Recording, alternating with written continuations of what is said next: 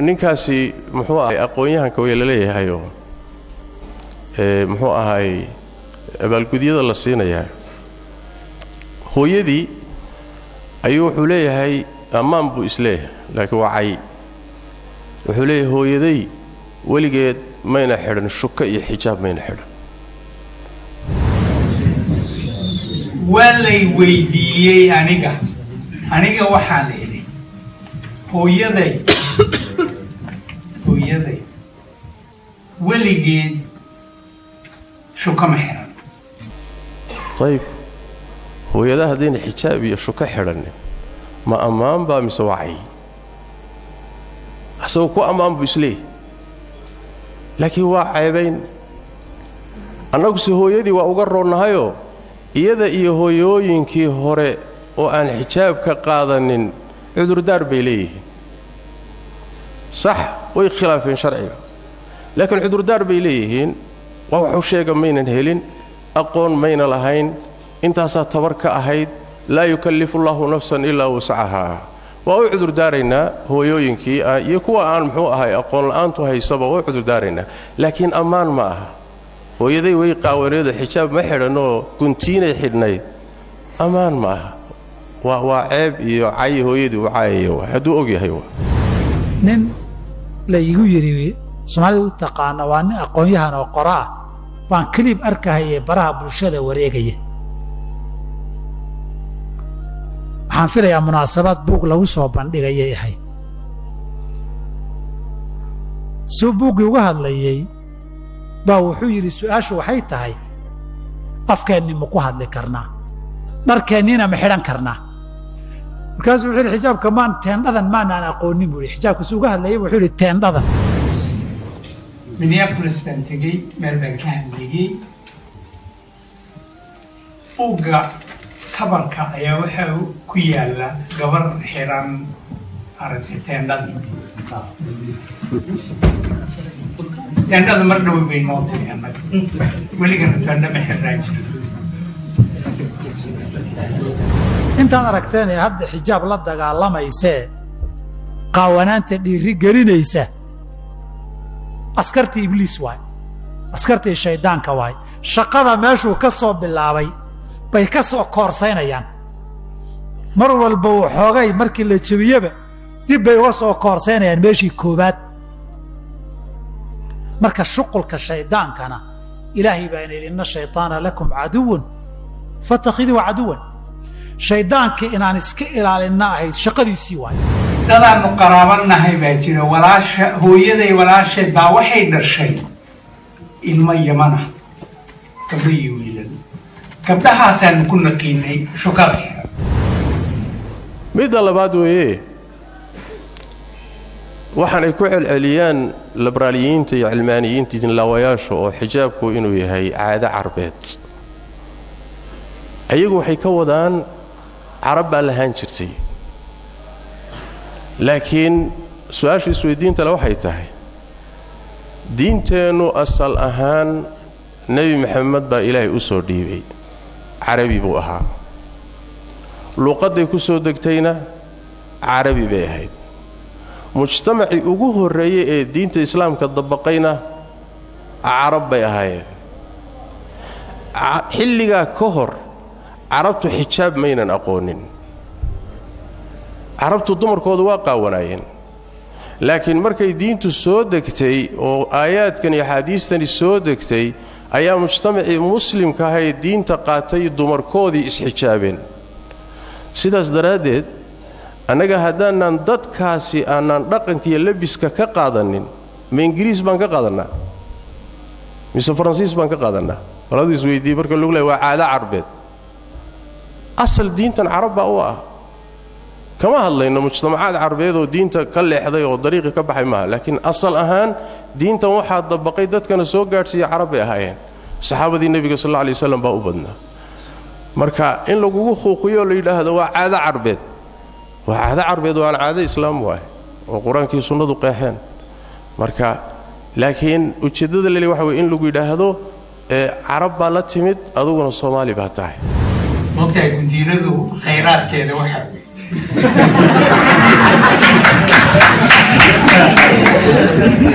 ya khayraadka gundiinada waxaa weeye ilaahay nicmadiisna waa la arki karaa.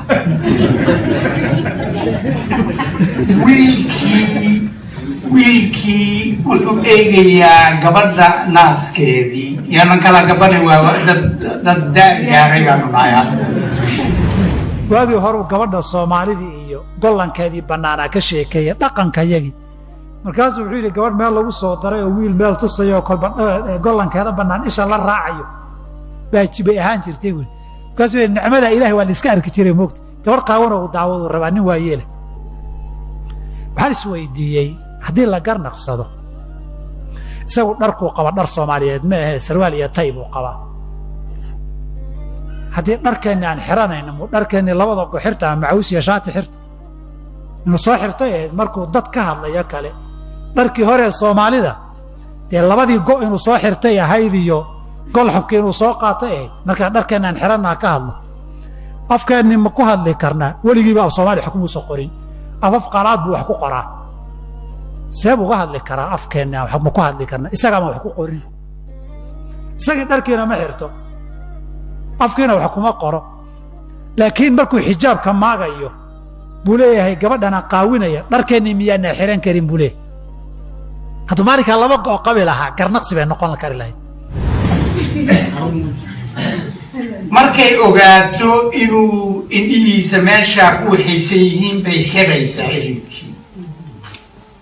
marka guntiinada iyo garbasaar baa saaraan jirtay cawro ma lahayn cawro ma ahayn markaa annaga nooma ahayn. guntiinada ayuu wuxuu leeyahay waa labis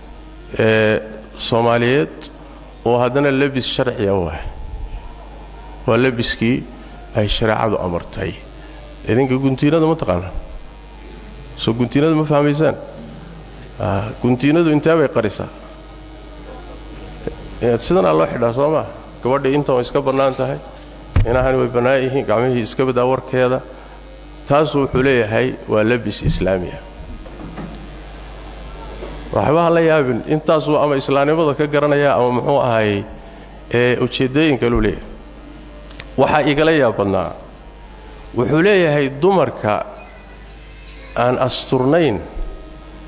in quruxdooda la daawado waa nicmo ilaah. faladuu fiirsa ilaahayna qur-aanka kariimka muxuu ku leeyahay waqul lilmu'miniina yaquduu min absaarihim wayaxfaduu furuujahum waqul lilmu'minaati yaqdudna min absaarihinna wayaxfadna furuujahunna. ragga mu'miniinta ah u sheeg baa nabiga gaadhsiiye sal alla alay wasalam inay indhahooda laabaan oyna dumarka ajnabiyaadka daawanin. cilladu waxa weeye xubinka taranka si loo xifdiyo. waxay ku xijisay aayaddu dumarkiina indhaha laaba dheh oo daawashada iyo fiirinta ragga ajnabiga ah indhaha ka laabo. asaguna wuxuu leeyahay waa nicmo ilaahay sax. daawashada mar bay nicmo noqotaa waase goormay nicmo noqotaa waa markay xalaal kuu tahay soo maa ood xaaskaaga daawanayso. xaaskaagu nicmo waaye daawo iyaduna ha ku daawato nicmo waaye. gabdhuhu dayax inay noqdaan looguma talagelin.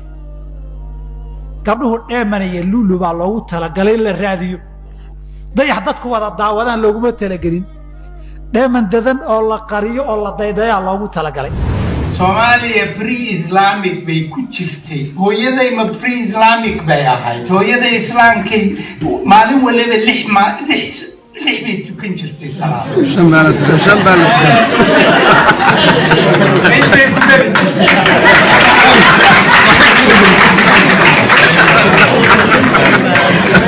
islaamnimadii marka islaamnimadii is it defined by the clothes that we wear or is it إنما الأعمال بالنيات waxa kaleeto oo la yaab lahaa markuu ka hadlayay mar kaluu hooyadii ka hadlayoo wax la yidhaahdo free islamic wax la yidhahdo ka hadlayay weydiinaya wuxuu leeyahay hooyaday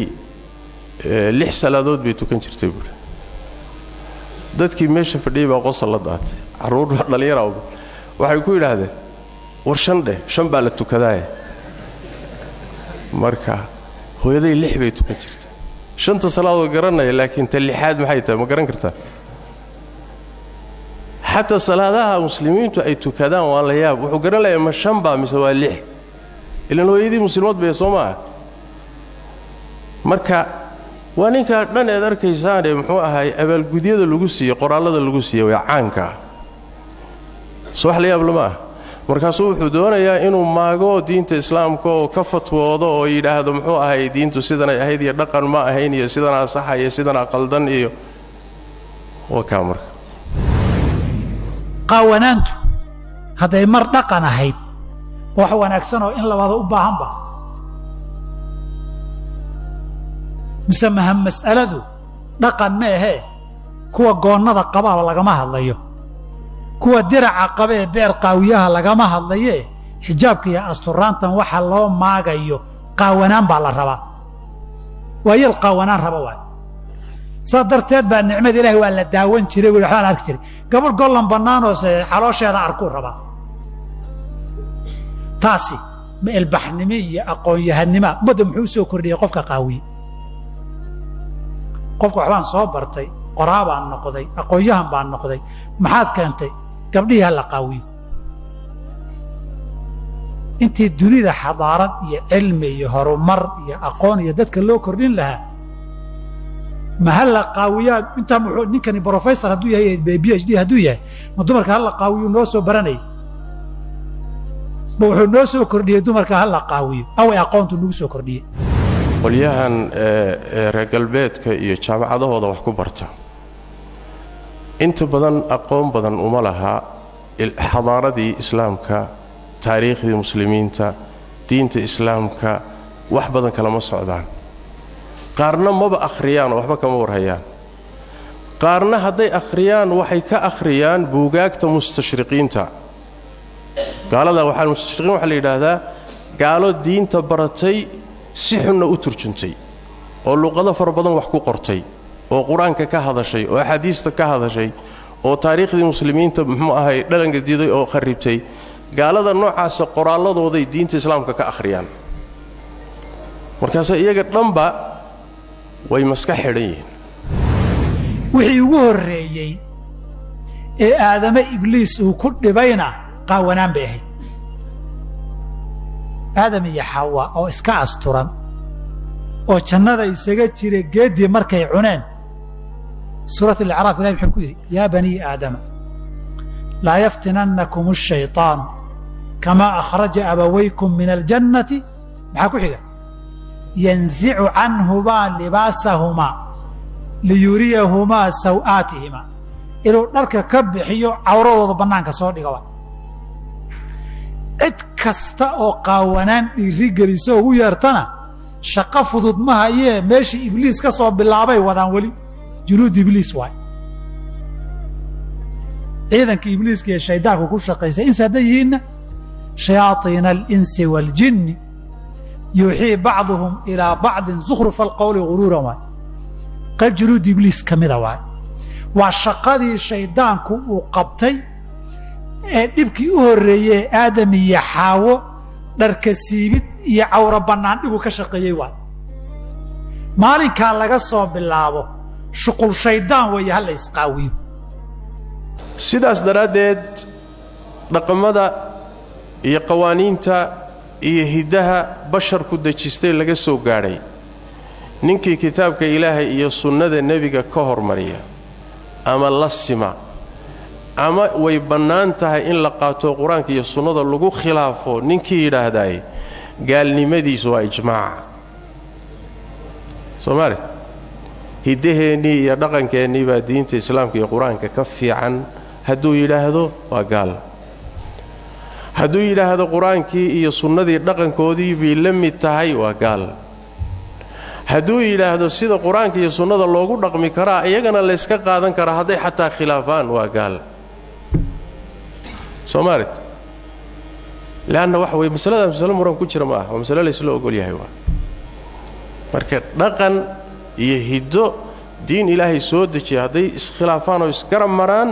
asalku diinta miisaan ah wixii dhaqanay khilaafana waa baatil waxba kama jiraan waaye in thaqaafadaadii iyo xadaaradaadii iyo taariikhdaadii iyo caqiidadaadii iyo diintaadii la baabi'iyana waxa weeyaan macnaha wax weeye waa bannaanka soo istaag waa dagaalkaas wuu ka khatarsan yahay dagaalka laysu isticmaalayo ciidamada laysu isticmaalayo dagaalka gantaalaha laysu isticmaalayo dagaalka laysu isticmaalayo nuclearka waxaa ka khatarsan dagaalka thaqaafada ee ku wajahan caqiidada iyo dhaqanka wanaagsan ee ummadda waa miduu leeyahay sheekh islaam ibn taymiya calayhi raxmatullah duulaanka caskariga iyo ciidan in dhulkaaga lagu qabsadaayo waa laga soo kabtaa laakiin in diintaadii iyo caqiidadaadii iyo akhlaaqdaada la baabi'iyo ummaddaasi kabasho male way u dhammaatay culimada axaadiista nebiga ku soo aroortay sallallahu alayhi wasallam marka la isku daro heer mutawaatir bay gaadhaysaa axaadiista ku soo aroortay xijaabka iyo asturka dumarka culimada muslimiintu iskuma khilaafin waa ijmaaca ummadii muslimiinta intay diinteeda ku dhaqmaysay wuxuu ahaa dhaqan ay kala dhaxashay oo la soo kala gaadhay intaan laga leexanin mas'alo noocaas oo kale oo marka bannaanka taalla ruuxu hadduu ku jeesjeeso shaki ma laha inuu gaaloobayo ilaahayna qur-aankuu si cad ugu sheegay maa xugum wadaad maa waa xugum qur'aan waaye weliba nimankii intaa in ka fudud sheegay baa ilaahay aayaddan ku soo dejiyey niman munaafiqiinay ahaayeen saxaabada nebiga ay wax ka sheegeen waxay yidhaahdeen markii damac iyo adduunya timaadana waa niman hunguri badan markuu dagaal yimaadana waa niman fulaya ah iyay ku wadaan saxaabadii nebiga sal alla alay wasalam soo maa markaasaa ilahay wuxuu soo dejiyey walain sa'altahum layaquulunna innamaa kunna nakhuudu wanalcab haddaad weyddiiso waxay ku cudurdaaranayaan waanu iska sheekaysanayna waana ciyaaraynay qul abillaahi wa aayaatihi wa rasuulihi kuntum tastahzi'uun ma aaya allah iyo rasuulkiisa iyo aayaadkiisaaad ku jeeseesaysaan laa tactadiruu qad kafartum bacda iimaanikum waxba ha cudurdaaranina iimaan gadaashii baad diinta ka baxdeene mu'miniin baad ahaydeen laakiin hadalkaasaad diinta kaga baxdeen in nacfu can طaa'ifatin minkum nucadib طaa'ifatan biannahum kaanuu mujrimiin haddaan qaar idinka mida cafinoy toobad keenaan kuwa la cadaabi baa qasab jira kuwa aan cadaabayna waa jiraan marka allah baa yidhi tabaaraka wa tacaala laa tactadiruu qad kafartum waxba ha cudurdaaranina diinta waad ka baxdeen sheekh umal ma aha wadaadna ma aha yaa iska leh allah baa iska leh rabbulkown baa iska leh xukumka saas daraaddeed xugum cad oo sharci ah oo bannaanka yaalla ninka ku jeesjeesaa diintuu ka baxaya waa nasul qur'aan waay maaha masalo geli karta ciyaar geli karta maaha